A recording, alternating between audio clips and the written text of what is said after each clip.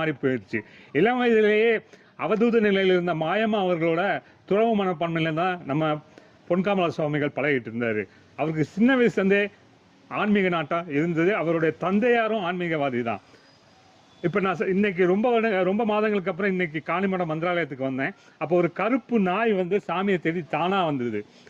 பொதுவாக கருப்பு நாய் எப்போ வரும்னா அது காலபைரவரோட அம்சம். குறிப்பாக சன்னியாச பிரிவில் நாத்துங்கள் சம்பிரதாயத்தை சேர்ந்த ஒரு பிரிவு இருக்கு. கோரக்நாத் தான் அதோட ஃபவுண்டர். ஆதிநாதரா சிவனை சொல்லுவாங்க. அந்த ட்ரெடிஷனில் இருக்கவங்களை மட்டும்தான் ஒரு கருப்பினை தானா தேடி வந்து கொஞ்சம் அல்லது அவங்கள அழைக்கும். அந்த வன்மை படைத்தவர் பொன்காமராஜ் சுவாமிகள். இப்போ எண்கோண வடிவத்தில் ஒரு தியான மண்டபத்தை சுவாமிகள் கட்டிட்டு இருக்கிற முயற்சியில் ஈடுபட்டிருக்கார். இதை பார்க்குற அனைத்து நேயர்களும் அனைத்து பக்தர்களும் இதற்கு முடிந்த அளவுக்கு உடலாலும் மனதாலும் உதவி பண்ணுமாறு நான் அன்புடன் கேட்டுக்கொள்கிறேன். நன்றி, வணக்கம்.